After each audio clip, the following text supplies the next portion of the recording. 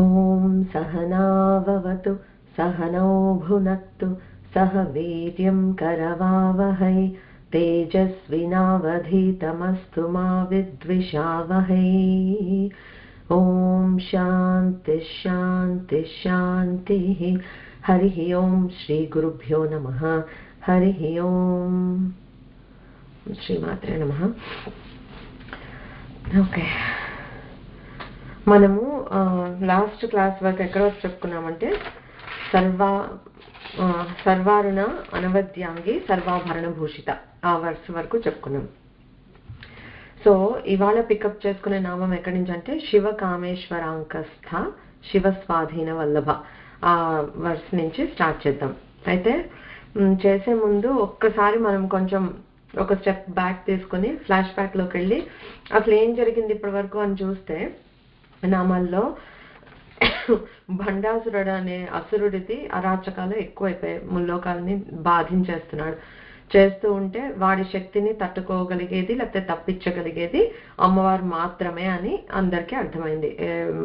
మన బ్రహ్మ దగ్గరికి, విష్ణు దగ్గరికి, శివుడి దగ్గరికి అలాగా వెళ్ళిన తర్వాత శివుడు ఇక్కడ గురువు రూపం దాల్చి నేను మీకు మార్గదర్శకత్వం చేస్తాను, అమ్మవారిని ఎలా ఆవిర్భవించేటట్టు చేయాలో అని చెప్పి పరశంభు గురువుగా నిలిచి, మామూలు అమ్మవారిని రావాలి అని అంటే మామూలు అగ్నితోటి సరిపోదు కనుక ఆయన త్రినేత్రంలో నుంచి చిదగ్నితోటి వచ్చిన ఒక కుండాన్ని ఏర్పరిచి చిదగ్నితోటి రగిలిచారనమాట. ఆ యజ్ఞానికి, ఆ హోమానికి, ఆ హోమకుండాన్ని చిదగ్నితోటి రగిలిచ్చారు.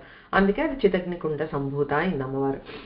ఓకే, సో అలాగా చిదగ్ని కుండం అయ్యింది. తర్వాత అమ్మవారు వచ్చింది. ఎలా అమ్మవారు అందులో నుంచి ఉద్భవించింది, అమ్మవారి చతుర్భుజాలు, కిరీటంతో మొదలు పెట్టుకొని మొత్తము వర్ణించుకున్నాం. కాలి గోర్ల వరకు సాకార రూప వర్ణన అనేది జరిగింది ఇప్పుడు.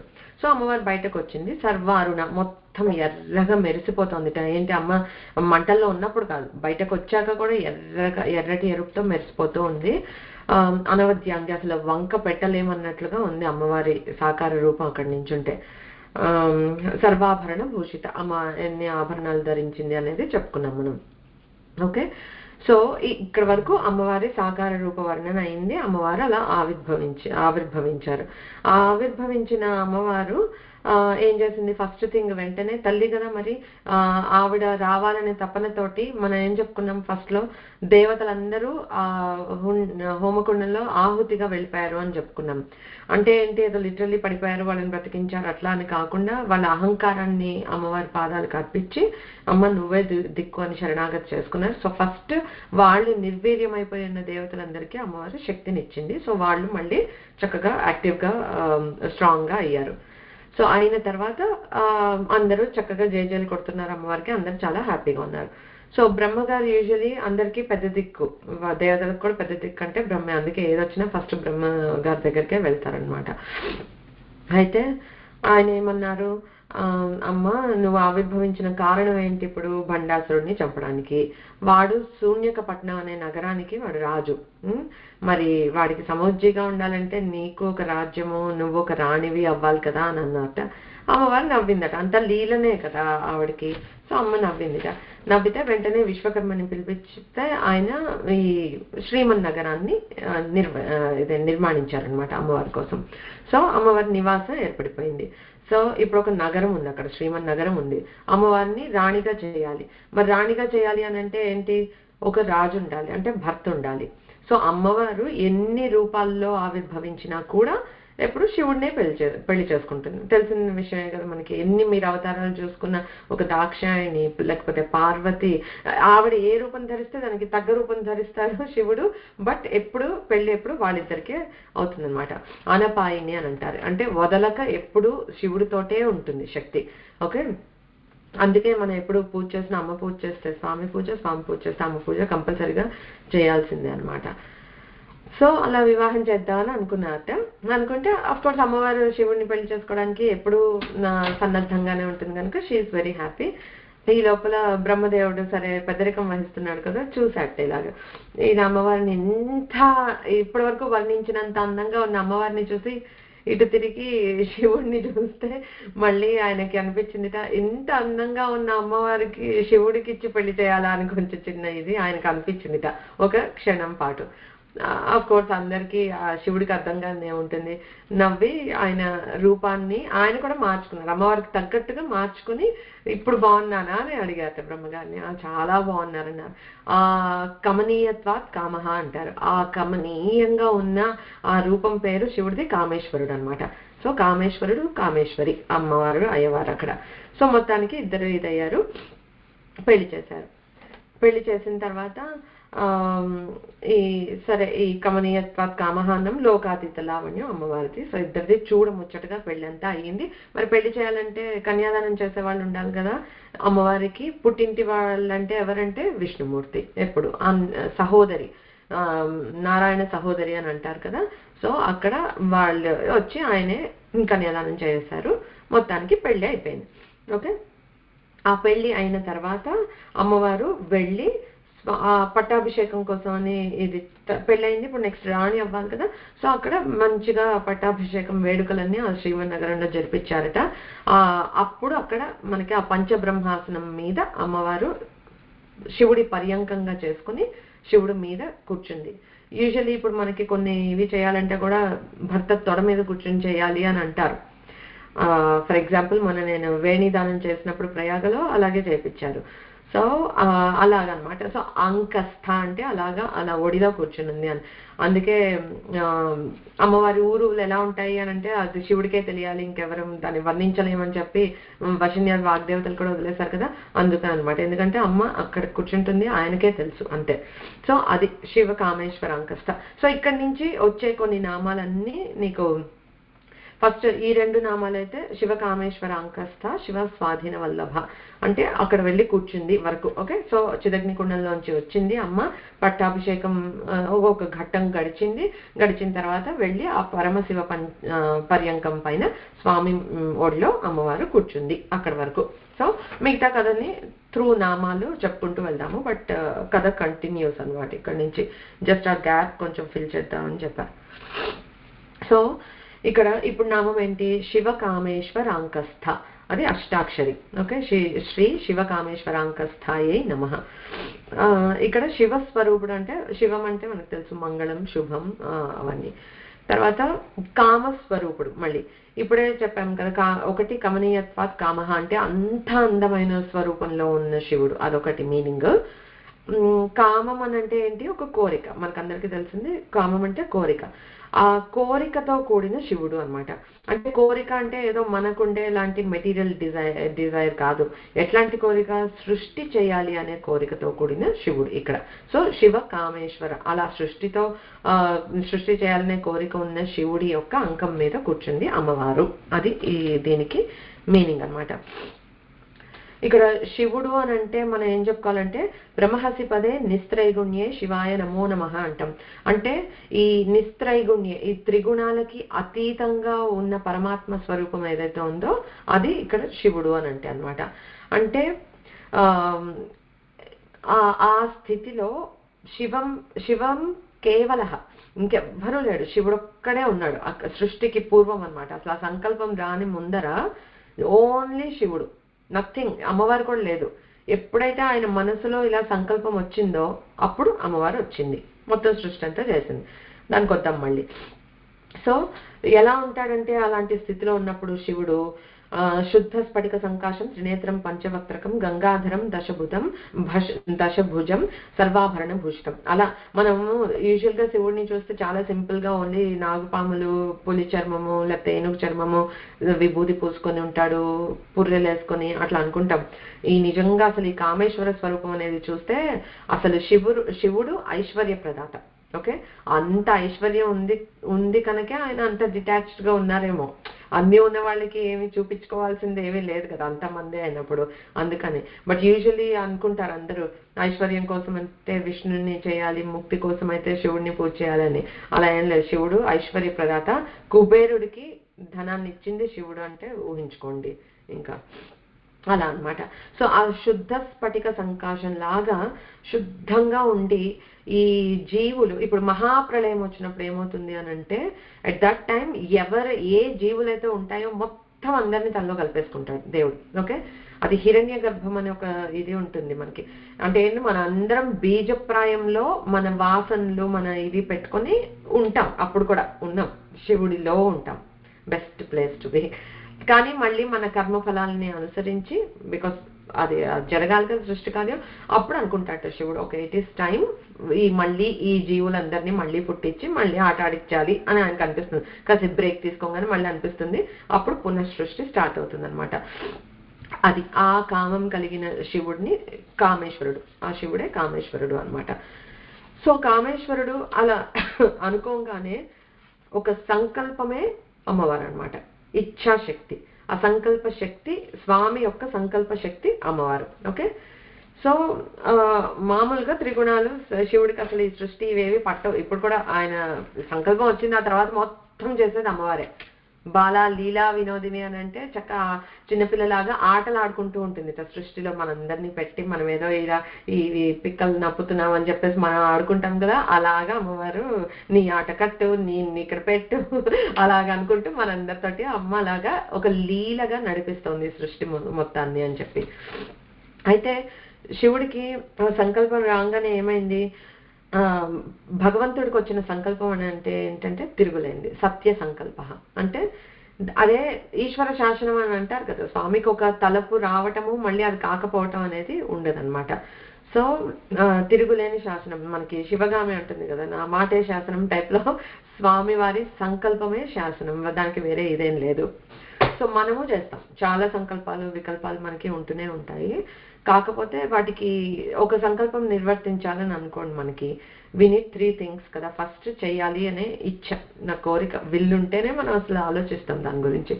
నెక్స్ట్ మనకి దానికి చేయాల్సిన జ్ఞానం కావాలి. ఇప్పుడు నాకు ఆకలి వేస్తోంది, వంట చేయాలి అని అనుకున్నంత మాత్రం వంట అయిపోదు కదా, నేను సత్య సంకల్పం కాదు కదా మంది. సో దానికి ప్రయత్నం చేయాలి, అంటే క్రియాశక్తి కావాలి యాక్చువల్లీ చేయటానికి. దానికన్నా ముందేంటి, జ్ఞానం, ఏం చేయాలో ఎలా చేయాలో తెలియాలి. సో ఇచ్చా జ్ఞాన క్రియాశక్తులు కలిస్తేనే మనకి సంకల్పం అనేది ఇదవుతుంది. సో అమ్మవారి శివుడి సంకల్పం ఏంటంటే అమ్మవారు, అందుకే అమ్మవారు ఇచ్చా జ్ఞాన క్రియాశక్తులు 3 అమ్మలోనే ఉన్నాయి కనుక అలాగా ఆయన సంకల్ప శక్తిగా అమ్మవారు రావటము అక్కడ జరిగిపోతుంది ఇంకా సంకల్పం, అలా అన్నమాట. సో అమ్మవారు అలా ఫస్ట్ అమ్మవారు వచ్చిన వ్యక్తమైన ఇదేంటంటే అది ఇచ్ఛాశక్తి. ఆ ఇచ్ఛాశక్తి తోటే జ్ఞానశక్తి క్రియాశక్తి ఉన్నాయి. సో ఆదిశక్తి అమ్మవారు అని అనుకోవచ్చు మనం. ఓకే, తర్వాత మనము ఇది మహాన్యాసంలో వింటాం కదా, తన్మే మన శివ సంకల్పం వస్తుంది అలాగా. సో దాన్ని 2 విధాలుగా మనం ఎలా అర్థం చేసుకోవచ్చు అంటే, మన మనసులో అన్ని శివ సంకల్పాలే అయ్యేటట్లు, అంటే శుభ సంకల్పాలే ఉండాలి అని చెప్పేసి అది ఒకటి కోరుకుంటాము. తర్వాత అలైన్మెంట్ అన్నమాట, మన సంకల్పం ఏదైనా కూడా అది స్వామి సంకల్పానికి అలైన్ అవుతోందా లేదా అనేది మనం చూసుకుంటూ ఉంటే అప్పుడు నిజంగానే మనవి శివ సంకల్పాలే అవుతాయి.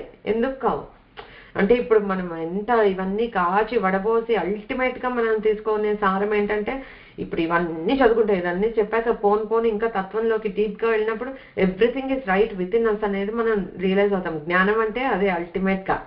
ఇన్ని మనం చదువుతాం, పుస్తకాలు చదువుతాము, ఇంత వాంగ్మయం, ఇన్ని స్తోత్రాలు, పారాయణలు, పూజలు ఓ అని చేశాక ఎప్పటి వరకు అవి ఫలించలేదు అని అంటే, ఆ ఇంటర్నలైజ్ అయ్యే మనలోనే ఉన్న పరమాత్మని మనం గుర్తించే జ్ఞానం వచ్చేంత వరకు ఇవన్నీ కంటిన్యూ అవుతూ ఉంటాయి. సో అది అవుతూనే ఉండాలి.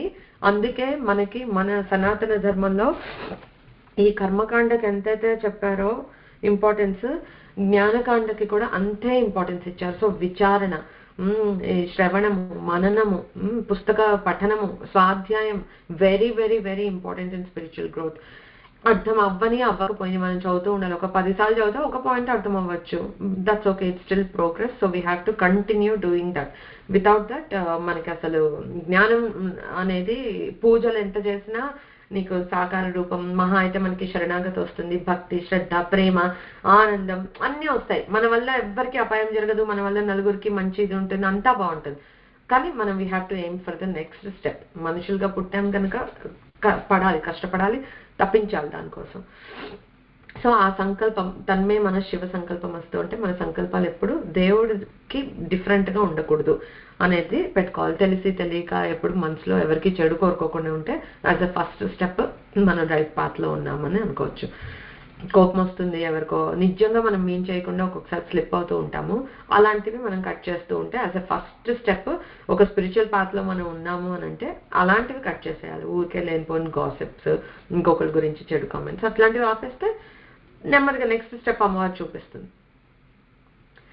ఏదో గేమ్ ఉంటుంది ఇట్లాగా. So you don't have to, అంటే మనం బ్లైండ్ ట్రస్ట్ తోటి వెళ్ళిపోవాలన్నమాట. మెట్లు ఎక్కుతున్నాం అనుకో, దీని తర్వాత ఇంకో మెట్టు ఉంది, అది అమ్మవారు మనకి చూపిస్తుంది అనే నమ్మకంతో మనం వెళ్ళిపోతూ ఉండాలి అంతే. అలాగా అప్పుడు యూ విల్ హ్యావ్ ప్రోగ్రెస్.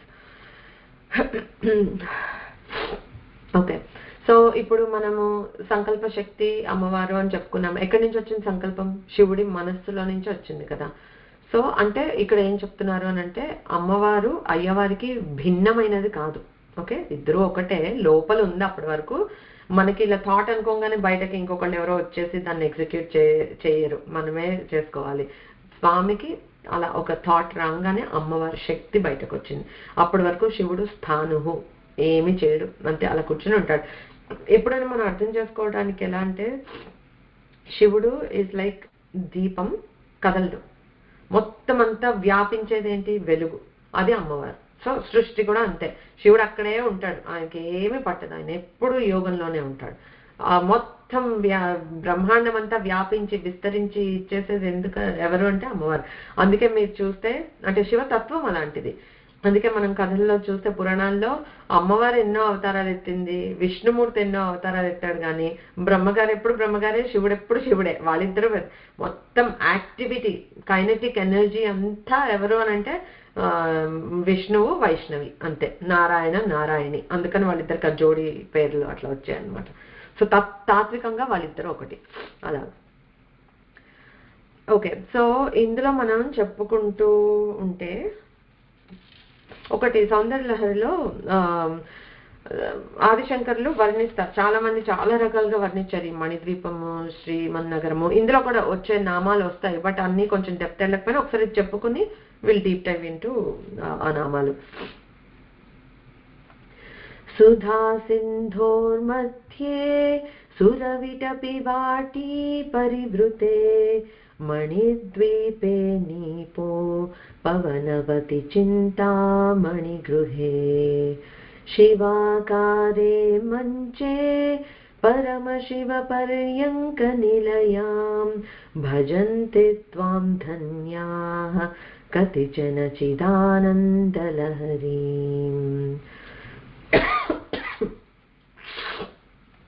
ఇక్కడ ఏరియల్ వ్యూలో మనకి ఎక్స్ప్లెయిన్ చేశారు. ఇక్కడ గురుగారు ఎలా చేశారు, చక్కగా ఇలా హెలికాప్టర్లో వెళ్తుంటే ఎలా కనిపిస్తుందో అలా చెప్పారు. ఎందుకంటే మనం చూడలేం కదా, మన దృష్టికి అగోచరం, మన ఊహకి అందనిది. అలాంటి దాన్ని ఇప్పుడు ఇదే కాదు, ఇంకా కొన్ని ఎగ్జాంపుల్స్ అలా వస్తాయి. ఎవరైనా అది వర్ణించారు అని అంటే వాళ్ళు ఊహించి వర్ణించినది కాదు. మన ఋషులందరూ దార్శికులు, వాళ్ళు దర్శనం పొంది ఆ భావంతో when you unite with that consciousness, స్ఫురణ, ఆ దర్శనం అనేవి ఆటోమేటిక్ గా మనకే కలుగుతాయి. అలా దర్శించి చెప్పినవి ఇవన్నీ. ఓకే, సో ఇక్కడ ఏం చెప్పారు, ఇది అడ్రస్ అనమాట. బేసిక్ గా అమ్మవారు ఎక్కడ ఉంటుంది అంటే ఇది అడ్రస్. సుధా సింధోర్ మధ్య అంటే అమృత సముద్రం. ఓకే, సుధా సింధు. ఓకే, దాని మధ్యలో సురవిటపి వాటి పరివృతే అంటే చాలా కల్పవృక్షాల వనాలు ఉన్నాయి, బోల్డ్ వనాలు ఉన్నాయి. ఆ వనాలతోటి ఇలా ఫుల్గా ఎన్సర్క్యులేట్ అయ్యి ఉందట. మణిద్వీపే నీపో ఆ నీప వనాలు ఉన్నాయి, మణిద్వీపం ఉంది ఒకటి. అంటే అక్కడ ఆ మధ్యలో, ఆ వనాల మధ్యలో ఒక ద్వీపం. ఎందుకంటే ఈ ద్వీపం చుట్టూతో సుధా అమృత సముద్రం ఉందని చెప్పుకున్నాం కదా. అందులో చింతామణి గృహం ఉంది. ఓకే, ఆ చింతామణి గృహంలో అమ్మవారు శివాకారంలో ఉన్న మంచం. ఓకే, అది మనం చెప్పుకుంటాం ఇంకా వచ్చినప్పుడు. పరమశివ పర్యంక నిలయం, స్వామి మీద అమ్మవారు ఆయన ఓళ్ళలో కూర్చున్నట్లుగా ఉంటుంది. భజంతి త్వాం ధన్యాః కతిచన చిదానంద లహరి అంటే ఎవరో బాగా ధన్యులైన వారే నిన్ను పూజించగలుగుతారు అని ఆయన చెప్తున్నారు. మనకు ఆ దర్శనం కలగకపోయినా మన ఋషి వాక్యం మీద నమ్మకం పెట్టుకొని, మన శాస్త్రవాక్యం మీద నమ్మకం పెట్టుకొని మనం ఊహించుకొని, ఎందుకంటే మనం దర్శనం చేయలేం కనుక మనం భావనతోటి చేరగలము. ఆ భావించుకొని మనం కూడా ఇవన్నీ విజువలైజ్ చేసుకోవచ్చు చెప్తున్నప్పుడు అమ్మవారు ఎలా చెప్పిందని. కాళిదాసుకి కనిపించినప్పుడు అలాగే శారద అమ్మవారు, అంటే ఈ మణిద్వీపంలో శివాకార మంచంలో ఉన్న లలిత అమ్మవారు దర్శించలేదు. ఆయన అవసరం అప్పుడు విద్య కదా, విద్యాది దేవత శ్యామలాదేవి కనిపించింది. ఆయన కదంబ వనవాసంలోకి జూమ్ ఇన్ అయ్యి అది కనిపించింది దర్శనం. సో మన నీడేంటో మనకు తెలియదు, ఏ రూపంతో అమ్మవారు అనుగ్రహిస్తే మనం ఉద్ధరింపబడతామో మనకే తెలియదు. కాకపోతే మీరు గమనించుంటే మన ఇంట్లో అందరూ ఒకలాగా పూజ చేస్తున్నా మనము some times specially drawn towards ఒక ఫార్మ్ ఆఫ్ గాడ్ ఉంటుంది. చాలా మందిని చూస్తూ ఉంటాం, పిల్లలు ఉంటారు లేకపోతే వాళ్ళకి డిఫరెంట్ గాడ్ ఉండొచ్చు. అలా ఎందుకు అంటే ఏదో పూర్వజన్మ వాసన అనమాట. ఆ పూర్వజన్మలో ఆ ఉపాసన చేస్తూ పోయాం కనుక ఇప్పుడు ఆటోమేటిక్ గా మనకి అసలు పరిచయం లేకపోయినా ఆ దేవుడిని యూఆర్ డ్రాన్ టువర్డ్స్ దట్. లేకపోతే కళలో ఏదో రావటం, ఏదో విగ్రహం సడన్ గా వెళ్తే ఇది ఈ గుడి నాకు ఎప్పుడు కళ్ళలో వస్తుంటుంది అని అనుకుంటుంటే, నాకు అలాంటివి ఏమి రాలేదు, నాకు అంత ఇది లేదు. But I have heard people share ఇట్లాంటి ఎక్స్పీరియన్సెస్. అప్పుడు అనిపిస్తుంది ఏదో జన్మల్లో అలా నిలిచిపోయింది అనమాట ఒక వాసన. ఆ ప్లేస్ది, ఆ గుడిది ఏదో చేస్తుంటారు, అది స్ట్రాంగ్ గా నిలిచిపోయి బాగా రిపీటెడ్ గా వాళ్ళకి అలా కనిపిస్తూ డ్రా చేసి వాళ్ళని అక్కడికి రప్పిస్తుంది అనమాట. సో అలాంటివి విన్నప్పుడు నాకు చాలా ఆనందం వేసేస్తుంది. మనది కాకపోయినా పక్కన వాళ్ళ ఎక్స్పీరియన్స్ అయినా అంత హ్యాపీగా ఫీల్ అవ్వాలి అని అనిపిస్తుంది. సో అలాగే ఉంటుంది అనమాట. ఇంకా దేవి భాగవతంలో కూడా మణిద్వీపాన్ని ఎలా చెప్పారంటే, అదే మణిద్వీపంలో వర్ణిస్తూ తస్యోపరి మహాదేవో భువనేశో విరాజతే వామాంకే సన్నిషన్న స్వదేవి శ్రీ భువనేశ్వరి. సో ఆ భువనేశ్వరి రూపంలో అమ్మవారు శివుడి వామాంకంలో కూర్చుని ఉంది అని కూడా చెప్తున్నారు. సో ఇక్కడ ఎందుకు అవి ఆ రిఫరెన్సెస్ తీసుకున్నా అంటే, ఇక్కడ శివ కామేశ్వర అంకస్థ అని చెప్తున్నాం కదా, సో అలా అంకం మీద కూర్చుంది అనే దానికి రిఫరెన్సెస్ చెప్పా. సో అంకం అంటే ఇంకొక మీనింగ్ ఉంది, ఒళ్ళో అనేది ఒకటి మీనింగ్ అంటే, ఇంకొకటి ఒక ప్లేస్ కానీ లేకపోతే ఒక మచ్చ, ఒక బిందువు లాగా. ఓకే, సో ఆ బిందువు ఒంటరిగా ఉన్నప్పుడు శివుడు జస్ట్ బిందువు. ఓకే, ఆ చుట్టూతా ఉండే త్రికోణంగా విస్తరించి వ్యాపించిందంతా అమ్మవారు అనమాట. సంకల్పం వచ్చిన తర్వాత మొత్తం బ్రహ్మాండం అంతా విస్తరించినది అది అమ్మవారు. సో అవ్యక్త స్థితిలో ఉన్నప్పుడు అది శివుడు, వ్యక్తమై విశ్వమంతా వ్యాపించినప్పుడు అది అమ్మవారు అనమాట. సో అదే శివ కామేశ్వర అంకస్థ అంటే శివుడి అంకం నుండి ఆ అమ్మ విస్తరించింది అన్నట్లు. సో ఇప్పుడు మనం గుర్తుంచుకోవాల్సింది దే ఆర్ ఇన్సెపరబుల్. ఇప్పుడు అలా ఫోటోలు వేస్తే కొంతమంది అడుగుతారు, అలా ఒళ్ళో కూర్చున్నట్లు ఎందుకు వేశారు, మీద కూర్చున్నట్టు ఎందుకు వేశారు, లాంటివి అడుగుతారు. So how do you depict in a picture that they are inseparable అనేది? సో అంటే నిజంగా అలా లాజికల్ గా అట్లా ఆలోచిస్తే నువ్వు చూడంగానే నీకు అర్థం అవ్వాలి they are both together inseparable అని అంటే మరి అలానే వేస్తారు. బట్ ఈ వామాంకం అలా కూడా చెప్పారు మనకి, సో మనమేం క్వశ్చన్ చేయక్కర్లేదు. But just saying. సో శివుడు లేని శక్తి ఉపాసన, శక్తి లేని శివ ఉపాసన ఎప్పుడూ కూడదు. ఓకే, మనం ఎప్పుడు అలాగే విడదీసి చూడకూడదు. ఓకే, నెక్స్ట్ నామము శివ. ఇది శివ అనేది ఒక నామము, స్వాధీన వల్లభ అనేది ఇంకొక నామంగా కొన్ని పాఠాంతరాల్లో ఉంటుంది, కొన్నిట్లో శివ స్వాధీన వల్లభ అని కూడా ఉంటుంది. ఓకే, సో ఇక్కడ మనం ఫస్ట్ ఇది చూద్దాం, తర్వాత అది కూడా చెప్తాను. శివ అనేది ఒక ద్వాక్షరి, 2 అక్షరాలు ఉన్నాయి. ఇది మళ్ళీ నేమ్, షేర్డ్ నేమ్ కూడా. శివ అంటే పుంలింగం, అది శివుడి పేరు. శివ అంటే అమ్మవారి పేరు, స్త్రీలింగం. సో శివాయ నమః అంటాం అమ్మవారికి అయితే, శివాయ నమః అంటాం అయ్యవారికి అయితే, ఇద్దరిది సేమ్ పేరు. ఇక్కడ శివ అని అంటే అమ్మవారు అనమాట. సో ఇప్పటి వరకు మనం చూస్తే స్టార్టింగ్ నుంచి అమ్మవారి రూప వర్ణన, అమ్మ ఎక్కడ ఉంటుంది దగ్గరకు వచ్చాం కదా, ఇప్పుడు వస్తున్నాం కదా అమ్మ నివాస స్థానానికి. ఇక్కడికి వచ్చే వరకు ఫస్ట్ అమ్మవారి నామంగా ఏదైనా చెప్పారు లలితా సహస్రనామంలో అంటే శివ, ఇది ఫస్ట్ మొదటి నామం అనమాట. ఓకే, సో డెఫినేషన్ ఎట్లా ఇచ్చారంటే నిరుక్తిలో, సదాకార సదానంద సంసార విచ్ఛేదకారిణి సా శివా పరమాదేవి శివా భిన్న శివంకరి అని చెప్పారు. అంటే సదాకార సదానంద సంసార విచ్ఛేదకారిణి, మనకి సంసారాన్ని విచ్ఛేదించి అంటే ఇంకా బయటపడేస్తుంది, మనల్ని సంసారం నుంచి ఉద్ధరిస్తుంది ఆవిడ శివ. ఆవిడ పరమాదేవి. ఓకే, శివాభిన్న అంటే శివుడికి అభిన్నురాలు. ఓకే, శివంకరి అంటే మంగళాన్ని కూర్చేది, మంగళప్రదాత. అందుకే సర్వమంగళ మాంగళ్యే శివే అని అంటాం, అక్కడ వస్తుంది సర్వమంగళ మాంగళ్యే శివే సర్వార్థ సాధికే. ఉమాశంకరయోర్ భేదో నాస్త్యేవ పరమార్థతః ద్విధాస రూపమాస్థాయ స్థిత ఏకోన సంశయః. మళ్ళీ మళ్ళీ ఎన్నో చోట్ల చెప్తారు ఈ రిఫరెన్సెస్ మనకి. ఈ ఎంతైతే ఉమాశంకరుల మధ్య భేదాన్ని చూపించకూడదు అని చెప్పారు. పరమార్థంగా చూస్తే అంటే తాత్వికంగా చూస్తే ఇద్దరు ఒకటే. ఓకే, అలా చెప్తున్నారు. అలాగా మనకి ఎన్నో చోట్ల గమనిస్తే ఇట్లా ఉమాశంకరులకి ఎంత అభిన్నం చెప్తారో మళ్ళీ శివుడికి విష్ణువుకి అంతే అభిన్నం చెప్తారు. వెరీ అన్ఫార్చునేట్లీ మనకి ఏకంగా శైవిజం అని ఇజాలు పెట్టారు, దానికి కూడా వైష్ణవిజం, శైవిజం, శక్తిజం అస్సలు కూడదు. షణ్మతాలు యాక్సెప్టెడ్. మన లాస్ట్ క్లాస్ లో చెప్పుకున్నట్టున్నాం, ఆ షణ్మతాలు మనకి ఆ 6 దేవతల్లో ఎవరినన్నా ప్రార్థించు. మనం ఏం చెప్పా పంచాయతనంలో ఏం చెప్పాము, సెంటర్ లో ఉండే అంటే నీ సెంట్రల్ ఫోకస్ ఆర్ ఉపాస్య దైవం మారచ్చు, కానీ మిగతా వాళ్ళని ఎవరిని తీసి పక్కన పెట్టేలా అందరినీ నీ పంచాయతనంలో పెట్టుకో, అందరికీ పూజ చేయని చెప్పారు. అందులో ప్రత్యేకించి శివుడికి విష్ణువుకి, శివుడికి అమ్మవారికి మాత్రం భేదం చూపించకూడదు అని అంటారు. సో ఇక్కడ అదే చెప్పి పరతత్వం ఇద్దరిది ఒకటే, నసంశయ అని చెప్పారు. అంటే ఖచ్చితంగా చెప్తున్నారు బల్లగుద్ది. ఇంకా అంటే వేదాల్లో వాటిలో బల్లగుద్ది చెప్తే మనం ఎవరు అసలు తర్కించడానికి మనకు అర్హత ఉందా అసలు?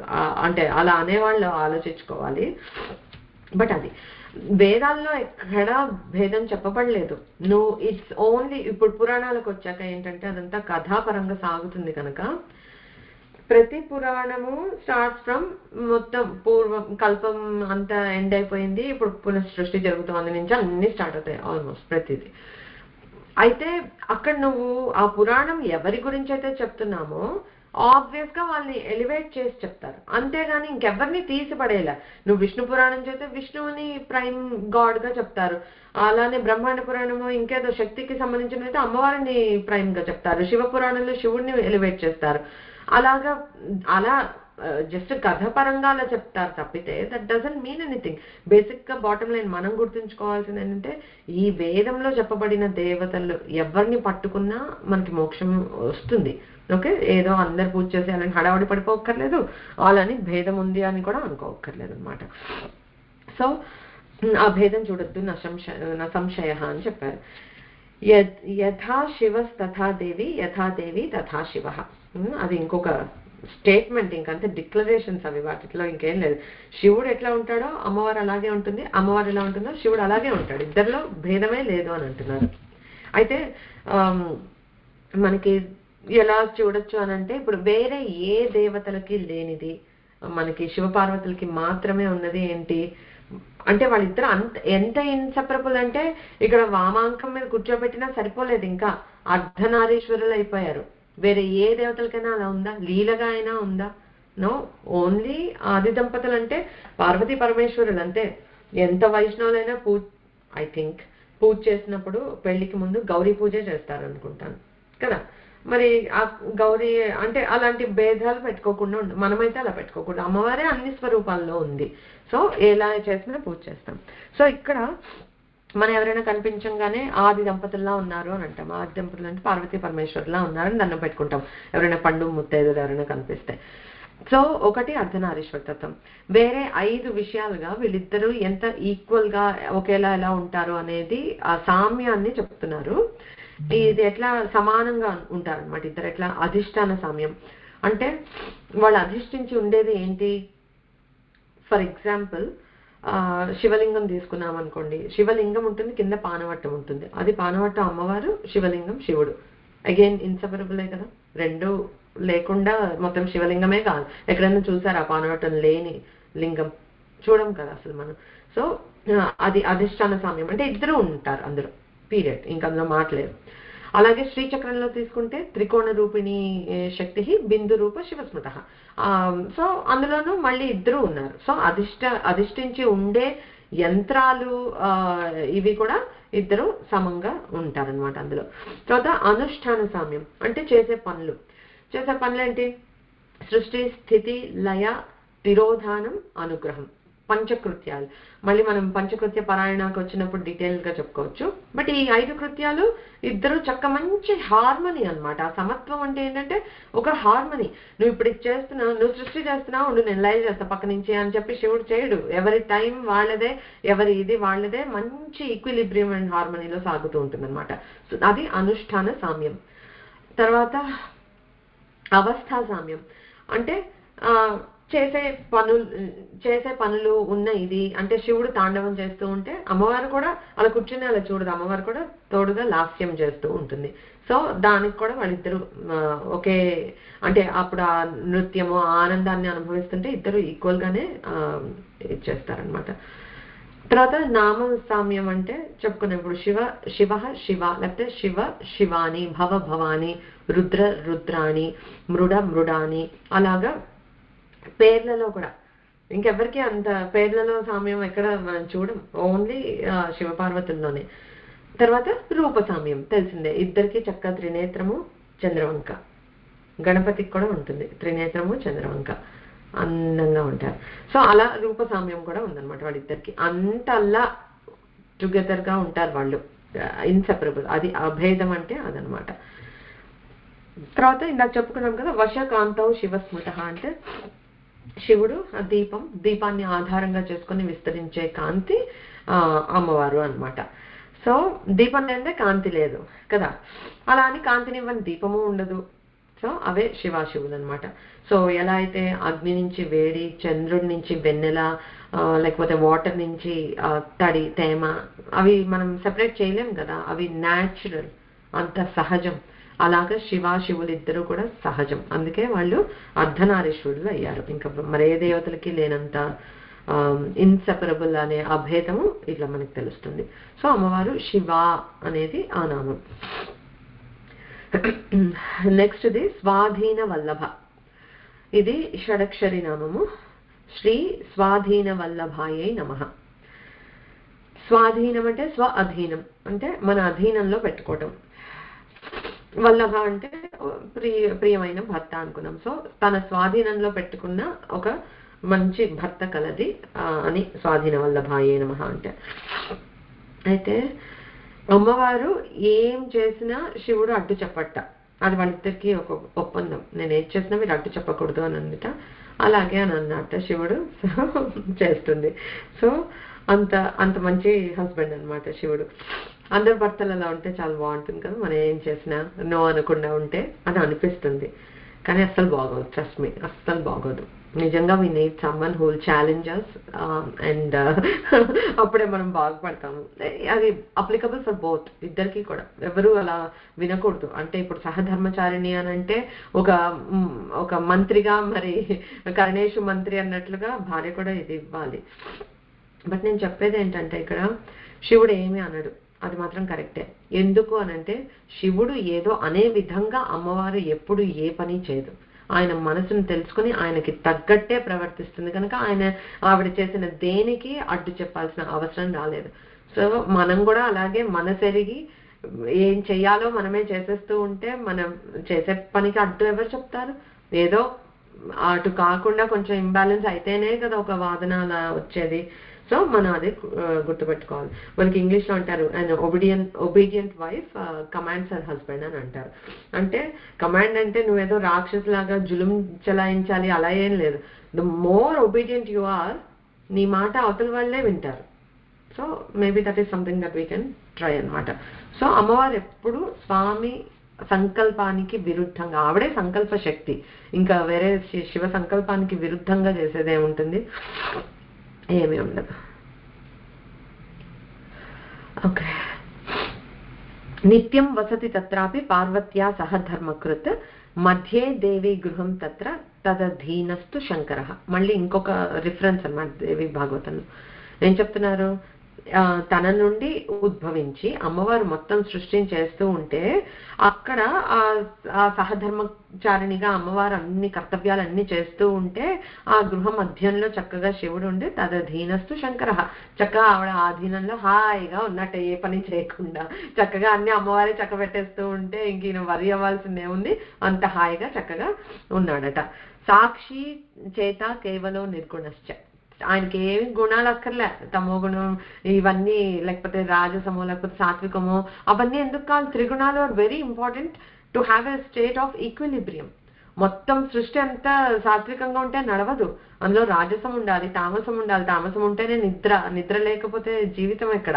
సో మనకి అన్నీ ఉండాలి. రాజసం లేకపోతే యాక్టివిటీ లేదు లైఫ్ లో. నువ్వు ఎప్పుడు సాత్వికంగా ఇలా కూర్చుంటాను మెడిటేషన్ చేసుకుంటానంటే అవ్వదు కదా. కొంచెం మనం పని చేయాలి, రెస్ట్ తీసుకోవాలి, బాడీని టేక్ కేర్ చేయాలంటే. సో దిస్ హోల్ సృష్టి ఈజ్ ఈక్విలిబ్రియం ఆఫ్ త్రిగుణాలు. కానీ శివుడు దానికి అన్నిటికీ అతీతంగా హాయిగా నిర్గుణశ్చ కేవలం సాక్షి మాత్రంగా చూస్తూ ఉంటాడట. అమ్మవారి లీలంతా నడిపిస్తూ ఉంటే ఆయన అలా ఉంటాడట. ఇంకోటి ఏం చెప్తున్నారు, జగత్కారణమాపన్న శివో యో మునిసత్తమ తస్యాపి సా భవేత్ శక్తి తయా హీనో నిరర్ధక. సో ఏం చెప్తున్నారంటే ఇక్కడ ఈ చరాచర జగత్తుకి కారణం శివుడే. ఎందుకంటే బికాస్ ఆయన సంకల్పం చేసుకున్నాడు కనుకే మొత్తం ఈ సృష్టి జరిగింది.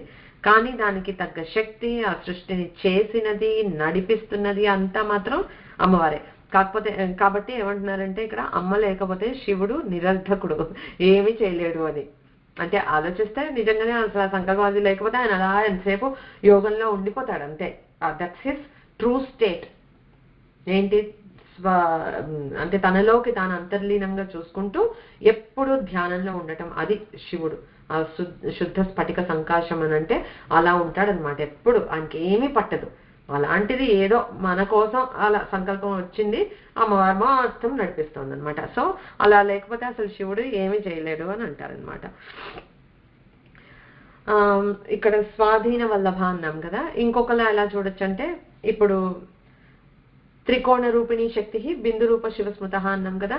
సో బిందు ఇట్లా ఫ్లాట్ గా రాస్తే, యంత్రంలో రాస్తే బిందు చుట్టూతా ఎన్కాప్సులేట్ చేసి త్రికోణం ఉంది. అంటే ఈ త్రికోణం బిందు నుంచి అమ్మవారు వచ్చి త్రికోణంగా విస్తరించి ఫస్ట్ ఆ శివుడిని తన అధీనంలో పెట్టుకుంటారు. ఎందుకంటే బిందువు త్రికోణం మధ్యలో ఉంది కనుక అలా స్వాధీనంలో పెట్టుకుంది అని అది కూడా చెప్తున్నారు. అలానే పార్వతీదేవిగా శివుడి కోసం తపస్సు చేస్తున్నప్పుడు అమ్మవారి తపస్సుకు మెచ్చి ప్రత్యక్షమై శివుడు తవాస్మి దాసహ అన్నట్ట. అంటే నేనే నీకు దాసుడిని అని శివుడే అన్నాడు అని చెప్పి అదొకటి కూడా రిఫరెన్స్ ఉంది.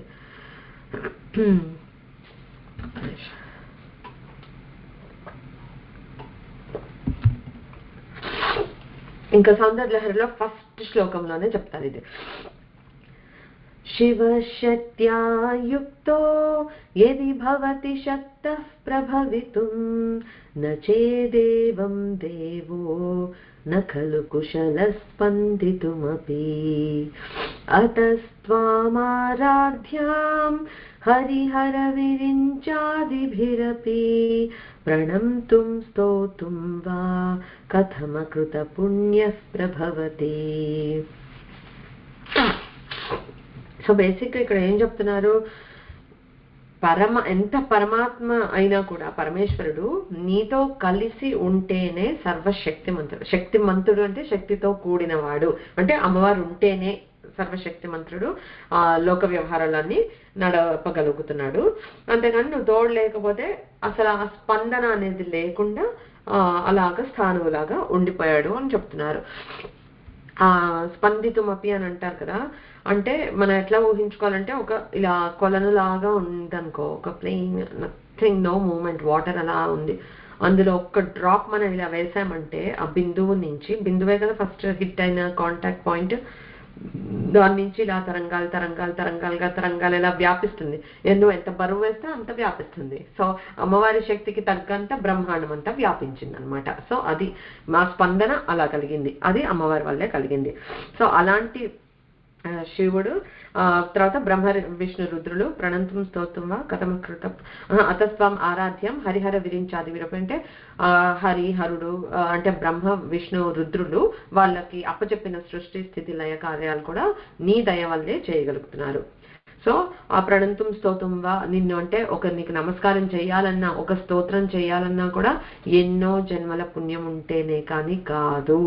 శ్రీ విద్య అమ్మవారి గురించి తెలుసుకోవాలి అనే మనకి ఒక చిన్న ఇంట్రెస్ట్ కలిగింది ఈ జన్మలో అని అంటే we can take it for granted that ఎన్నో ఏళ్ల ఎన్నో జన్మల తపస్సు మనకి ఉంది, ఆ తపన ఉంది కనుక మనం అమ్మవారిని ఆశ్రయించగలిగాం, అమ్మ నువ్వే గతి అని.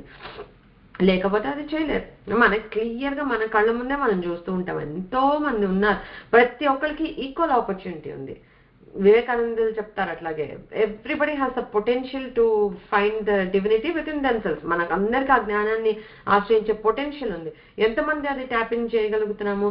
అలాగే అమ్మవారు అందరికీ అవైలబులే, కానీ కొద్ది మంది మాత్రమే అసలు అమ్మవారి వైపు తిరిగి దండం పెట్టగలుగుతున్నారు ఫస్ట్. ఇంకా పెద్ద పెద్ద మాటలు, ఉపాసనలు, తపస్సులు అవన్నీ కూడా అక్కర్లా.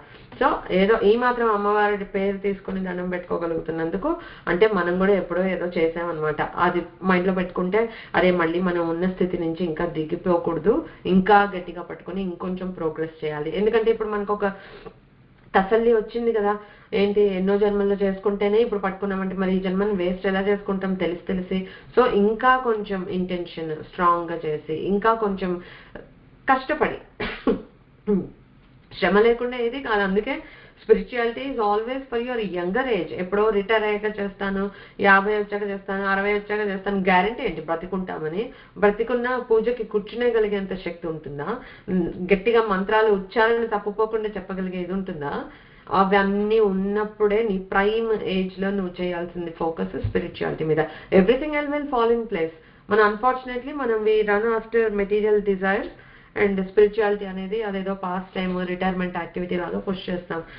There's a lot of change ఇప్పుడుండే జనరేషన్స్లో. ఆనెస్ట్గా చెప్పాలంటే we are getting better because of ఎంతో మంది ప్రవచనకర్తలు మనలో ఎంతో ఉత్తేజాన్ని నింపుతూ ఎంతో చేస్తున్నారు. అసలు వాళ్ళకి ఎంత ఋషి రుణం అంటే మనం ఎక్కడో వెళ్ళక్కర్లే, మన చుట్టూతా ఉన్న ఈ గురువు గారు నిత్యం వాళ్ళు అదే తపస్సులాగా యజ్ఞంలాగా చేస్తున్నారు. సో బాగుపడకపోతే అది మన లోపం అంతే. Resources are available in abundance for everybody.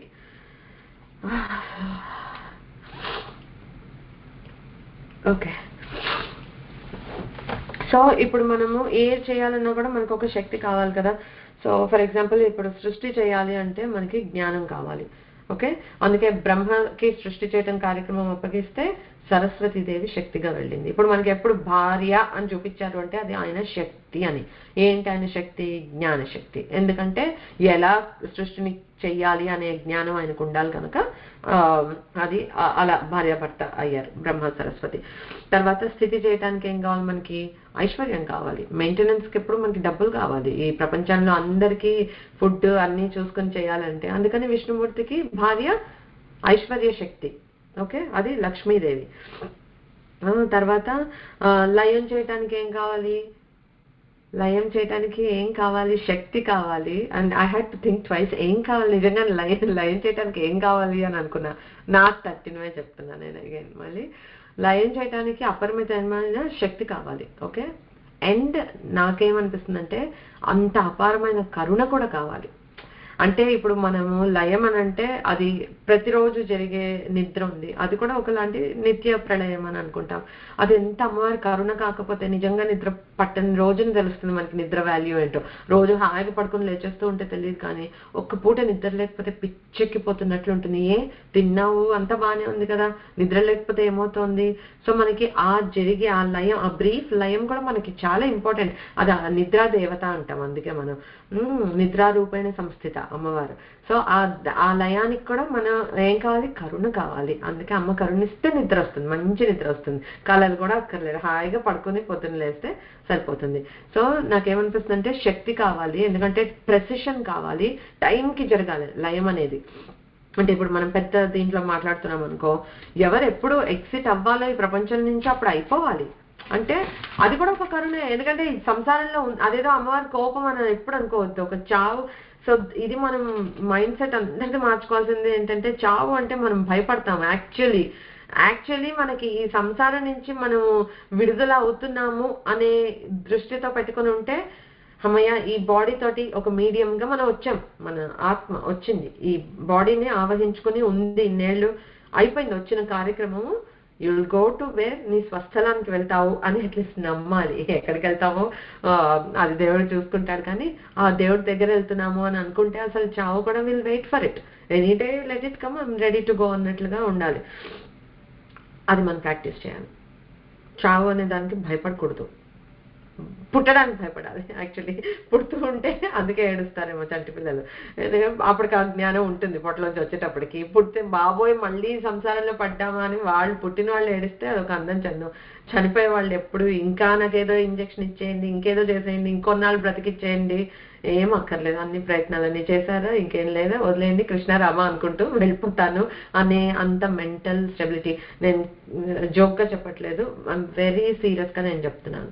Okay, we have to keep that in mind. నేను మా మావయ్య గారు వెళ్ళిపోవటం ఇక్కడ పక్కన నా చేతుల మీదుగా ఆయన వెళ్ళిపోయారు. నేను చూశాను ఆయన్ని. ఆయన అంత క్లోజ్గా అబ్జర్వ్ చేసి నేను ఆయన నుంచి నేర్చుకున్నది ఏంటి అంటే, I'm going to accept my last days or last minutes కూడా అనుకుంటా. He knew it. ఆయన ముందే అందరు డాక్టర్లు ఇక్కడ మాట్లాడేశారు. బట్ ఎంత స్థితప్రజ్ఞలాగా ఉన్నారంటే అసలు బయటపడలేదు, కంట్లో నుంచి నీటి చుక్కలేదు, అందరితో వీడియో కాల్స్ చేశారు, మాట్లాడారు అంతా. నేను అనుకున్నాను నా ఎక్సిట్ ఇలాగే ఉండిపోతుంది అని చెప్పి. సింపుల్. మనం అది మైండ్లో ఇప్పటి నుంచి స్ట్రాంగ్గా పెట్టుకోవాలి. చావుకి భయపడద్దు. అమ్మవారికి తెలీదా ఇన్ని లైఫ్లో అడగకుండా ఎన్నో ఇస్తుంది అమ్మవారు. మన టైం వస్తే అందరం వెళ్ళాల్సిందే కనుక మనం ప్రిపేర్ అయిపోతే. But that is one beautiful experience నాకు లైఫ్లో ఏమైంది అని అంటే, వాచింగ్ హిమ్ గో. ఎప్పుడు వింటూ ఉంటాం, చూస్తూ ఉంటాం, భయపడిపోయే ఇంత ప్రశాంతంగా కూడా వెళ్ళొచ్చా, ఇలా యాక్సెప్ట్ చేసే వాళ్ళు ఉంటారా అని నేను చాలా ఆశ్చర్యపోయాను. But great person. సో అది నేనేం చెప్తున్నానో ఎక్కడికి వెళ్ళారో నాకైతే ఏం గుర్తులేదు. ఓకే, ఏం చెప్తున్నాను? ఓకే, ప్రళయాలు, సృష్టి స్థితి లయలు ఎందుకు అని అంటున్నాం. Okay, got it. సో అవన్నిటికీ శక్తి కావాలి, అది అమ్మవారు అనమాట. సో ఇప్పుడు మనం ఇందాక చెప్పాను కదా, నేను శివ స్వాధీన వల్లభ కాకుండా శివ స్వాధీన వల్లభ అని కూడా ఒక పాఠాంతరంగా అది కూడా ఉంది, ఒక నామంగా తీసుకోవటం. అప్పుడు ఏంటంటే ఆ సాక్షాత్ శివుడినే తన స్వాధీనంలో పెట్టుకున్న అమ్మవారు. శివ స్వాధీన వల్లభ అంటే శివ స్వాధీన వల్లభ అని కాకుండా శివ స్వాధీన వల్లభ, ఆ సాక్షాత్ పరమశివుడినే తన స్వాధీనంలో పెట్టుకున్న అమ్మవారు. రెండు కొంచెం ఇంచుమించు సిమిలర్ మీనింగ్, అటు తిప్పి ఇటు తిప్పి అంతే. అయితే మనము ఇప్పుడు ఇన్ని చెప్పుకుంటున్నాం కదా, ఏది ఉన్న బ్రహ్మాండంలో ఏదైతే ఉందో ఈ పిండాండంలో కూడా ఉంది. అది మనం ఫైండ్ చేసుకుంటాం, ఎప్పటికో వస్తుంది మనకు అది. అయితే నిజంగా మనం అది నమ్మితే మరి అమ్మవారు మనలోనే ఉంది అని అంటే, మన ఆలోచనలని మన సంకల్పాన్ని అమ్మవారి ఆధీనంలో పెట్టలేమో మనం. అంటే నిజంగా పెట్టాలనుకుంటే, అమ్మ నీ పాదాల దగ్గర పెడుతున్నాను, ప్రతిదీ నా నోటి నుంచి వచ్చే ఒక మాట, నేను చేసే ప్రతి పని, నా సంకల్పం, ఆలోచన, సమ్టైమ్స్ ఆలోచనల నుంచి కరెక్ట్ అవ్వాలి కదా, ఆలోచన ప్రతిదీ నీదే అయ్యేటట్టుగా చూడు అని మనం కూడా ఆ స్వాధీనంగా సెల్ఫ్గా సరెండర్ అవ్వటం. మనమైతే శరణం తీసుకున్నట్లు అమ్మవారు అప్పుడు స్వాధీనంలో పెట్టుకుంటుంది మనల్ని కూడా. అంతకు మించి మనకి అడగాల్సింది కోరుకోవాల్సింది ఇంకేం లేదు. యూజువల్గా మనం అలా కోరుకోం. కానీ ఈ ఏమవుతుందంటే, ఎందుకంటే ఎంత చంచలం కదా మనం. ఒక క్షణం అబ్బా మనకన్నా భక్తి ఇంకెవ్వరికి లేదు ప్రపంచంలో, నెక్స్ట్ క్షణం చూస్తే ఇంకో ఛానల్ స్టార్ట్ అయిపోతుంది మనలోనే. అది మనకే తెలుసు, ఎవరో మనలో పాయింట్అవుట్ చేయక్కర్లే. సో దీనికి ఆదిశంకర్లు శివానంద లహరిలో ఎలా చెప్తారంటే, సదా మోహాటవ్యాం చరతి యువతీనాం కుచగిరౌ నటత్యాశా శాఖా స్వతతి ఝటితి స్వైరమభితః కపాలిన్ భిక్షో మే హృదయ కపిమత్యంత చపలం దృఢం భక్త్యా భద్వా శివ భవదధీనం కురు విభో. సారీ, చాలా స్వయంగా రాసుకున్నాను నేను ఇక్కడ, అందుకే అన్ని తప్పులు చదువుతున్నాను. ఇక్కడ ఏం చెప్తున్నారంటే, సదా మోహాటవ్యం, ఎప్పుడు చూసినా ఏదో ఒక మోహంలో పడి కొట్టుకుపోతూ ఉంటున్నాను నేను ఈ ప్రపంచంలో. ఎవరంటున్నారు? శంకరాచార్యులు అంటున్నారు. ఎందుకంటున్నారు? మనలాంటి వాళ్ళు ఇలా ప్రే చేయాలి అని చెప్పడానికి అని అంటున్నారు. ఆయనకి నిజంగా అప్లై అయ్యేవి కావు ఇవి. సో ఎప్పుడు అలా మోహంలో పడి కొట్టుకుపోతూ, చరితి యువతీనాం కుచగిరో అంటే ఏదో అమ్మాయిల పట్ల ఆకర్షితులైపోయి, లేకపోతే ఆపోజిట్ జెండర్ పట్ల అట్రాక్ట్ అవ్వటము, అలాగన్నీ చేస్తూ నా మనసు ఎప్పుడు చంచలంగా ఉంటుంది, నాకు నచ్చట్లేదు. అయితే ఏమన్నారు, నువ్వు ఎలానో భిక్షం ఎత్తుకుంటుంటావు కదా అని ఏమన్నారంటే, నువ్వు ఎలాగో ఒక గిన్నె పట్టుకొని డబ్బా పట్టుకొని వెళ్ళి అందరినీ భిక్ష అందేహి అని అడుగుతూ ఉంటావు కదా, నీకు తెలుసా, కోతుల్ని ఆడిచ్చే వాళ్ళకి కొంచెం ఎక్కువ డబ్బులు వస్తాయి. సో నా మనసు అనే చంచలమైన ఈ కోతిని నువ్వు నీతో తీసుకుని వెళ్ళి నన్ను ఆడిస్తూ ఉండు, నీకు మంచిగా నీ భిక్షాపాత్ర నిండుతుంది, నా మనసు కూడా నీ అధీనంలో ఉంటుంది అని మనం అలా అడగాలి. భవదధీనం కురు విభో, నీ అధీనంలో నా మనసును పెట్టుకో అని. అసలు అలా అడగాలి అనే థాట్ కూడా మనకి రాదు. కానీ ఎంత బ్యూటిఫుల్ థాట్ చూడండి.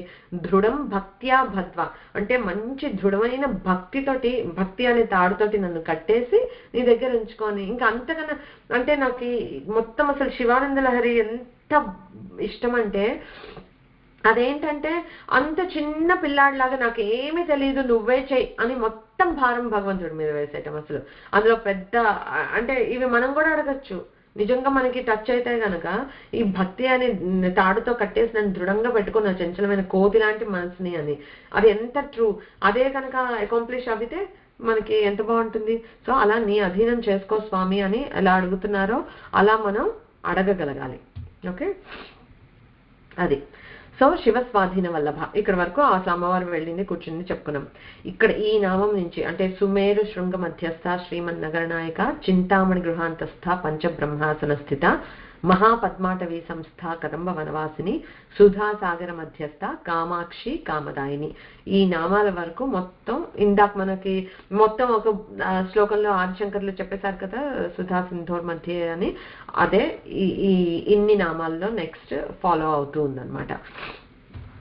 ఓకే, సుమేరు శృంగ మధ్యస్థ చెప్తాను. ఇది మనకి పాఠాంతరం ఉంది, మీకు ఎలా చెప్పారో లేకపోతే మీ రెండు కరెక్టే. ఓకే, ఇందాకట్లాగా శివ స్వాధీన వల్లభ కానీ శివ స్వాధీన వల్లభ కానీ. ఇక్కడ సుమేరు శృంగ మధ్యస్థ అని నాకు మా గురువు గారు చెప్పింది, నాకు అలా చెప్పారు. సో అలా అలవాటు అయిపోయి ఉంటుంది. బట్ మోస్ట్ బుక్స్ లో ఐ థింక్ సుమేరు మధ్య శృంగస్థ అని ఉంటుంది, which is also correct. Change ఏం చేసుకోకపోయినా పర్వాలేదు. సుమేరు అంటే ఒక్క నిమిషం. సుమేరు అంటే మేరు పర్వతం. ఓకే, శృంగాలంటే శిఖరాలు, తర్వాత మధ్యస్థ అంటే ఆ శృంగాల మధ్యలో ఉన్నది, స్థ అంటే ఉన్నది అని. సో ఇక్కడ మేరు పర్వతం అంటే పెద్ద పర్వతం, అది బంగారు కొండ అని చెప్తారు. చాలా శిఖరాలతో ఉంది, వాటి మధ్యలో అమ్మవారు ఉంది, అది మీనింగ్. అంటే నిజంగా ఫిజికల్ గా ఒక బంగారం కొండ ఉందా, మనకి కనిపిస్తుందా, అలాంటి క్వశ్చన్స్ అన్ని ఇమీడియట్లీ వచ్చేస్తాయి. లేకపోతే మనకి ఏంటంటే మన మనుషులతో వచ్చిన ప్రాబ్లం, మనకి కనిపించండి చూడండి మనం నమ్మం, మనకన్నిటికీ సాక్ష్యాలు కావాలి, ఆధారాలు కావాలి, ప్రూఫ్స్ కావాలి. So will come to that. ఈ సుమేరు అని అంటే ఎన్ని చోట్ల ఎలా ఎలా అప్లై అవుతుంది మీనింగ్ అనేది ఫస్ట్ చూద్దాం. మన బాడీలో స్పైన్ ని మేరుదండం అంటారు, విన్నారో లేదో.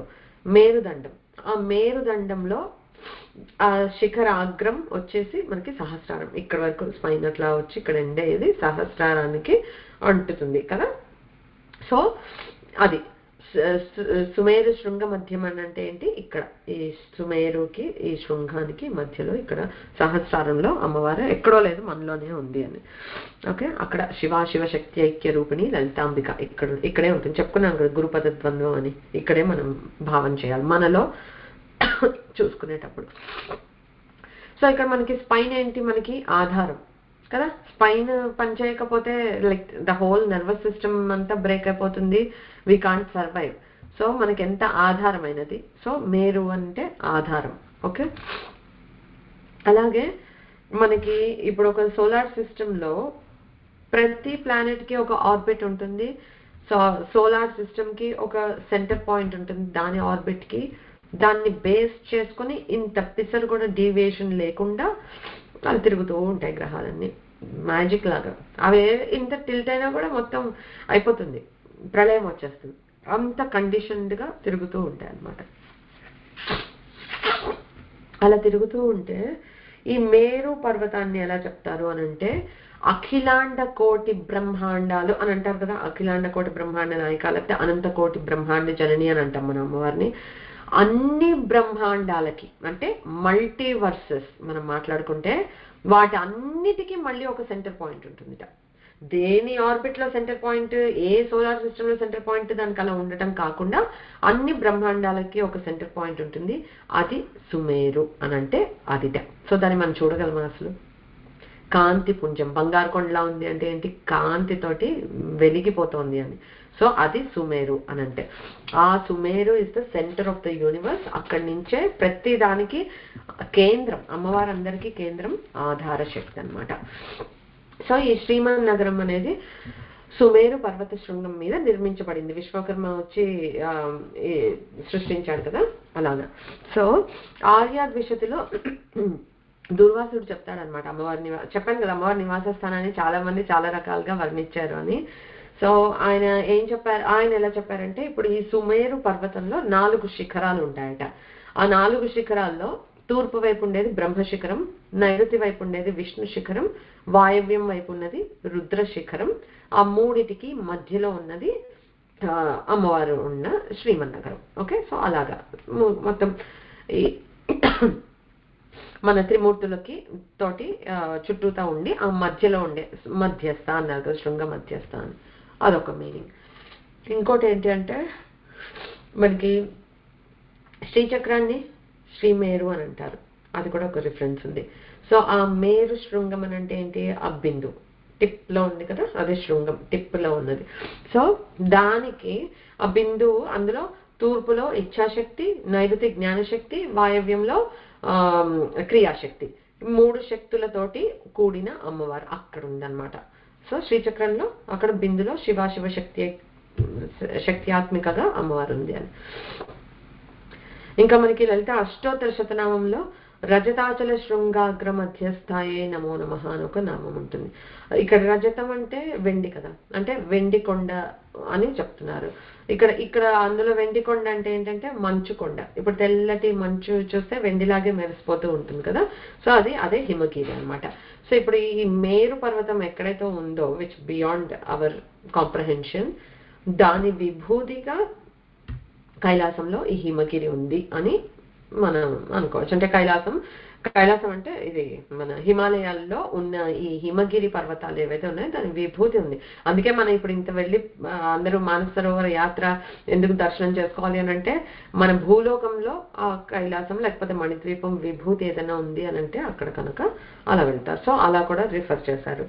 తర్వాత మనకి అమ్మవారి శక్తిపీఠాల్లో 4 ముఖ్యంగా చెప్తారు. ఏంటి, కామగిరి పీఠం అంటే కామాఖ్య, అస్సాంలో ఉంది. అది ఇప్పుడు మనం ఇందాక త్రికోణం అలానే ఆ 3 డైరెక్షన్స్ గా అలా చూసుకుంటే, ఇప్పుడు ఆ పాయింట్స్ కాకుండా సైడ్ చెప్తున్నారు. సో దానికి అగ్రభాగంలో అంటే కామగిరి పీఠం ఉంది. అక్కడ వాగ్భవ బీజాధిపతులు అంటే ఎవరు, వాణి హిరణ్య గర్భులు అంటే బ్రహ్మ సరస్వతి వాగ్ బీజానికి అధిపతులు అనమాట, దేవతలు వాళ్ళు ఉంటారు. తర్వాత దక్షిణం వైపు పూర్ణగిరి పీఠం ఉంటుంది. అక్కడ కామరాజ బీజాధిపతులు, వాగ్భవ కామరాజ శక్తి కూటాలు అమ్మవారి రూపం అని చెప్పుకున్నాం కదా, అలాగా కామరాజ బీజానికి అధిపతులు లక్ష్మీనారాయణలు అనమాట. తర్వాత జాలంధర పీఠం అంటే జలంధర్, పంజాబ్ లో ఉంది. అది ఉత్తర భాగంలో శక్తి బీజం అనమాట. ఇప్పుడు శక్తి బీజాధిపతులు ఎవరంటే ఉమామహేశ్వరులు. సో అలా ఆ 3 మధ్యలో ఉన్నది ఓడ్యాన పీఠం అంటే ఒడిస్సాలో ఉంది, అది బిందువు అని చెప్తారు. సో ఈ 3 ఇలా త్రికోణంగా ఉంటే ఆ మధ్యలో శృంగ మధ్యంలో ఉండేది ఓడ్యాన పీఠం అని అది ఒక వివరణ ఉందన్నమాట. సో అది ఇంకొక నామం చెప్పేస్తాను, శ్రీమన్ నగర నాయిక కూడా చెప్పేస్తాను, అట్లీస్ట్ లైన్ కంప్లీట్ అవుతుంది. ఓకే, సుమేరు శృంగ మధ్యస్థ, సుమేరు మధ్య శృంగస్థ శ్రీమన్ నగర నాయిక. సో ఇందాక మనం చెప్పుకున్నాం, ఈ శ్రీమన్ నగరం అంటే అమ్మవారి అన్ని శ్రీ శ్రీ శ్రీ అని వస్తాయి. శ్రీ విద్య, శ్రీ మాత, శ్రీ విద్య, శ్రీ యంత్రం, శ్రీ చక్రం, అలాగా అన్ని శ్రీతోటి. సో అమ్మవారి నగరం కూడా ఆబ్వియస్ గా శ్రీమన్ నగరం. ఓకే, సో ఈ సుమేరు శృంగ మధ్యంలో ఉన్న అమ్మవారి నివాస స్థానం, ఆ నగరం పేరు శ్రీమన్ నగరం. సో మరి అమ్మవారిని ఇందాక పట్టాభిషేకం చేసాం కదా, రాణి కనుక నాయిక అన్నారు, అంటే నాయకురాలు అయ్యిందమ్మ, శ్రీమన్ నగరానికి నాయకురాలు. సో ఎలా చెప్తున్నారంటే, ఇప్పుడు దీన్ని ఇంకొక కైండ్ ఆఫ్ వర్ణన, చాలా వర్ణనలు ఉన్నాయి, అమ్మవారి వాంగ్మయం తక్కువ లేదు అసలు. But another way of description ఏంటంటే, అనేక కోటి బ్రహ్మాండ కోటీనాం బహిర్ ఊర్ధ్వతః సహస్రకోటి విస్తీర్ణే సుధా సింధోస్తు మధ్యమే రత్నద్వీపే జగద్వీపే శతకోటి ప్రవిస్తరే పంచవింశతి తత్వాత్మ పంచవింశతి వప్రకైః త్రిలక్ష యోజనోత్తుంగైః శ్రీ విద్యాయాః పురం శుభం అని చెప్తున్నారు. అంటే ఏంటి ఇక్కడ అనేక కోటి బ్రహ్మాండ కోట్లు అంటే ఆవల వాటి పైన ఊర్ధ్వత దానికి అన్నిటికీ దాటి పైన ఎక్కడో ఒక 1000 కోటి యోజనాల విస్తీర్ణం. అసలు మనం ఊహించుకోగలమా? యోజనం అంటేనే చాలా పెద్దది, ఇంకా 1000 కోటి యోజనాలు అంటే మనకి అది ఊహించలేము, ఎందుకంటే దానికి దరిదాపుల్లో ఉండేది మనం చూడలేదు. So we can't even imagine అసలు ఇవన్నీ. అయితే అన్ని 1000 కోటి యోజనాల విస్తీర్ణం ఉంది. సుధా సింధోస్తు మధ్యమే, ఇక్కడ కూడా అదే చెప్పారు, సుధా సింధు మధ్యలో రత్నద్వీపే, అది ద్వీపం, ఎందుకంటే చుట్టూతో మరి సముద్రం ఉంది కదా, సో మణిద్వీపం అని అందుకే అన్నారు. రత్నద్వీపే రత్నాలతో నిర్మింపబడి జగద్వీపే అన్ని వైపులా మనకేముంటుంది ఇక్కడ ద్వీపం అని అంటే లవణ సముద్రం ఉంటుంది మనకి ఈ భూలోకంలో అంతా, బట్ అక్కడ సింధు అమృత సముద్రం అన్నమాట. తర్వాత ఎట్లా ఉందంటే అది శతకోటి ప్రవిస్తారే, శతకోటి యోజనాల విస్తారం అని అంటే ఇంకా మనం ఊహించుకోలేం. దానికిట 25 ప్రాకారాలు ఉన్నాయి, అంటే గోడలు. ఆ 25 ప్రాకారాలు ఎలా ఉన్నాయంటే త్రిలక్ష యోజనోత్తుంగై, అంటే 3 లక్ష ఆమడల ఎత్తు ఉన్నాయట ఒక్కొక్క గోడ అమ్మవారి దీనికి వెళ్ళటానికి. మనం ఇప్పుడు రుద్రాభిషేకం చేస్తుంటే ఒక 16 ఆవరణలు దాటుకుంటే మనం 16th దగ్గర స్వామిని దర్శించుకుంటాము, అది కైలాసానికి ఆవరణాలు ఉంటాయి కదా, అలాగే మణిద్వీపానికి కూడా ఆవరణలు ఉన్నాయి 25. ఓకే, పంచవింశతి. ఆ 25 ప్రాకారాలు ఏంటి? 25 తత్వాలు. మనం ఏది ఇప్పుడు ఏదో గోడ ఉందంటే గోడలాగా అలాగా అంటే అసలు అంత మంత్రమయం అని చెప్పుకుంటున్నప్పుడు మరి ఆ ఒక్కొక్క గోడ ఏంటి అని అంటే ఒక్కొక్క తత్వాలు అనమాట. అంటే ఏంటి? ప్రకృతి పురుషులు, తర్వాత మహత్ అహంకారం, మనసు. మహత్ అంటే ఇంటెలెక్ట్, ఈగో, తర్వాత మైండ్, హార్ట్, మనసు. తర్వాత 5 పంచేంద్రియాలు, 5 జ్ఞానేంద్రియాలు, తర్వాత పంచ తన్మాత్రలు, పంచ మహాభూతాలు. ఓకే, సో ఇవన్నీ కలిపితే 5 4 20 22 23 24 25 25 తత్వాలు. ఇవి అమ్మవారి దీనికి ప్రాకారాలు అని. బట్ అసలు ఊహించుకుంటే ఒక్కొక్క ఆ ప్రాకారంకి మధ్యలో ఉండేదంతా ఒక ఆవరణ అన్నమాట. ఓకే, సో అలా ఆవరణలు, ఒక్కొక్క ఆవరణలోకి ఎంటర్ అవ్వటానికి మనం ఏ ప్రాకారం దాటాలి, దాటాక ఆ ఆవరణలో ఏ దేవతలు ఉన్నారు, మణిద్వీప వర్ణన అంతా ఏం సాగుతుంది అని అంటే ఇదే ఈ 25 ప్రాకారాన్ని దాటడం ఎలాగా, అమ్మవారి దగ్గరికి వెళ్ళటం ఎలాగా, ఎంత బ్యూటిఫుల్ గా ఉంటుందంటే సమస్త సృష్టిలో మనకు కావాల్సిన ప్రతి దేవత, ప్రతి శక్తి అక్కడ ఉందన్నమాట. అది ఎక్కడెక్కడ ఎలా ఉంది, ఎవరెవరు ఎక్కడి వరకు వెళ్ళగలుగుతాము, అదంతా ఒక పెద్ద టాపిక్. ఇప్పుడు నేను మణిద్వీప వర్ణనకి మూవ్ అయిపోయాము అని అంటే ఈ టాపిక్ నుంచి చాలా డ్రిఫ్ట్ అయిపోతాం. సో ఎప్పుడైనా ఒక స్పెషల్ టాపిక్ కింద పెట్టుకుని ఉత్తి మణిద్వీప వర్ణన చెప్పుకుంటే బాగానే ఉంటుంది, కానీ ప్రస్తుతానికైతే అలా ఉంది. అది ఇక్కడ ఏమని దాన్ని అన్నారు? శ్రీ విద్యాయాహ, అంటే శ్రీ విద్యా స్వరూపురాలైన అమ్మవారు పురం అక్కడ ఉంది, శుభంకరమైన శ్రీమన్నగరం అక్కడ ఉంది అని. సో అది అలాగా దర్శించి మనకి చెప్పారు. ఇంకొక ఇది ఎలా ఉందంటే అగైన్ ఇదంతా మళ్ళీ ఎన్నో రకాల వర్ణనలు అనమాట, ఎన్నో చోట్ల నుంచి. తత్ర 400 యోజన పరిణాహం దేవశిల్పినా రచితం నానాసాల మనోజ్ఞం నమామ్యహం నగరం ఆది విద్యాయ అని దండం పెట్టుకున్నారు. ఏమని?